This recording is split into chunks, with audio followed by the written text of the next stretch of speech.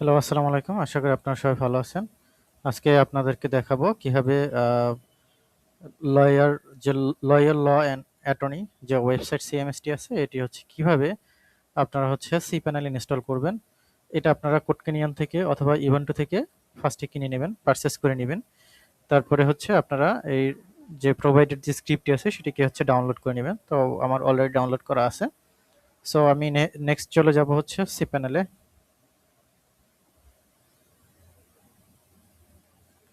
ওকে, আমি এটা লগইন করে নিচ্ছি। ওকে স্যার, এখানে আপনার দুটি কাজ করতে হবে। এক হচ্ছে ডোমেইন অথবা সাবডোমেইন ক্রিয়েট করে নেবেন, যেই ডোমেইন অথবা সাবডোমেইনে আপনারা অ্যাপ্লিকেশনটি হোস্ট করতে চাচ্ছেন। তো আমার অলরেডি একটা সাবডোমেইন ক্রিয়েট করা আছে। সো আমি হচ্ছে সেই সাবডোমেইনে হচ্ছে হোস্ট করব। সাবডোমেইনের নাম হচ্ছে demo.jamadarIT। ওকে, সো আমি আপনাদের দেখানোর জন্য এটা ক্রিয়েট করে রাখছি। সো আরেকটি কাজ করতে হবে, সেটা হচ্ছে আপনাদের একটা ডেটাবেস ক্রিয়েট করে নিতে হবে। তো মাইস্কুল ডেটাবেসের ভিতর থেকে হচ্ছে ডেটাবেসটা ক্রিয়েট করে নেবেন। আমার অলরেডি ডেটাবেস ক্রিয়েট করা আছে, সো আমি নতুন করে আর ক্রিয়েট করছি না। সো নেক্সট আমার যে কাজটি করতে হবে সেটি হচ্ছে আমার ফাইল ম্যানেজার থেকে আমরা চলে যাব ফাইল ম্যানেজার থেকে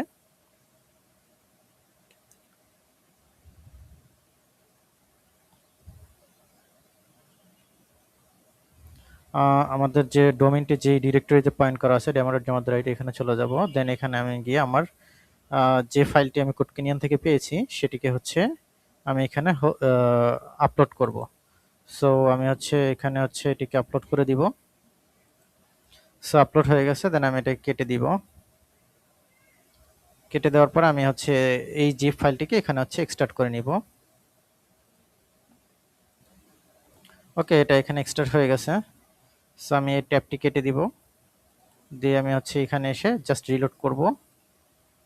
সাথে সাথে আমি হচ্ছে আমার ডোমেইনে চলে যাব। চলে যাওয়ার পরে এমন একটা এরর হয়তো আপনারা দেখতে পারেন। সেই ক্ষেত্রে আমি একটি স্ক্রিপ্টটা আরেকবার চেক করে নিব। এর ভিতরে কোনো র এসকিউএল ডেটাবেস দেয়া আছে। সো আমাদের যে কাজটি করতে হবে, ম্যানুয়ালি এটিকে হচ্ছে আমাদের ডেটাবেসটাকে ইম্পোর্ট করে নিতে হবে। তো এই জন্য আমরা চলে যাব ডেটাবেসের সেকশন থেকে পিএসপি মাই অ্যাডমিনে। আপনারা হচ্ছে এভাবে এখান থেকে পিএসপি মাই অ্যাডমিনে যাবেন। যারা বিপিএসে হোস্ট করবেন তারা ডিরেক্ট মাইস্কেলের কমান্ড দিয়ে এটাকে হচ্ছে ইম্পোর্ট করে নেবেন। তো আমি এটাকে হচ্ছে এখান থেকে ইম্পোর্ট করে নিচ্ছি। আমাদের যেহেতু এখানে আছে, এখান থেকে আমি এটাকে ডাউনলোড করে নেই। এই যে লয়ার্স স্কিল, এই ফাইলটাকে আমি ডাউনলোড করে নিচ্ছি। দেন এটাকে আমি হচ্ছে এখানে আপলোড করে দিচ্ছি। আপনাদের জিপ ফাইলের ভিতরে এটা পাবেন।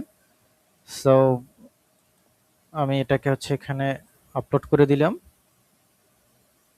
এবং আপলোড করে এটা আপলোড যতক্ষণ হবে ততক্ষণ আমরা হচ্ছে ইএনবি কনফিগারেশনটা আপডেট করে নিই, অর্থাৎ ডেটাবেস কানেকশন স্ট্রিং। এটা হচ্ছে আমাদের ম্যানুয়ালি এখানে হচ্ছে দিয়ে দিতে হবে।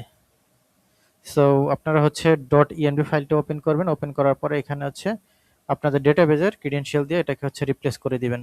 সো আমি আমার ডেটাবেজের ক্রিডেনশিয়াল যেটা ডেটাবেজ নেম আমার হচ্ছে এটা, দেন ডেটাবেজ ইউজার নেম এটা, আপনারা আপনাদের ডেটাবেজ নেম ইউজার নেম এখানে হচ্ছে বসাবেন।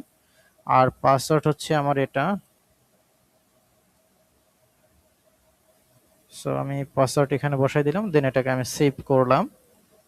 সেভ করার পরে আমি আবার চেক করে নিই ডেটাবেসটা আমার ইম্পোর্ট হয়ে গেছে। তো আমি এবার যদি এখানে এসে রিফ্রেশ করি, আই বিলিভ আমাদের অ্যাপ্লিকেশনটি রান হয়ে যাবে। ইয়েস, দেখেন খুবই স্মুথভাবে অ্যাপ্লিকেশনটা রান হয়ে গেছে।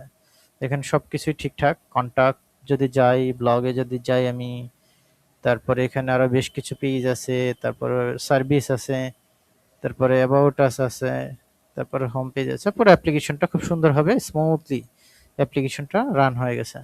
সো আপনারা এভাবে চাইলে এই স্ক্রিপ্টটি কোডকেনিয়ান থেকে নেওয়ার পরে আপনারা হচ্ছে এভাবে ইনস্টল করতে পারেন। তো যদি ইনস্টল করতে গিয়ে আপনাদের কোনো রকম কোনো সমস্যা হয় অবশ্যই কমেন্ট করে জানাবেন। আমি চেষ্টা করব আপনাদের কোশ্চেনের অ্যান্সার দেওয়ার। So thank you.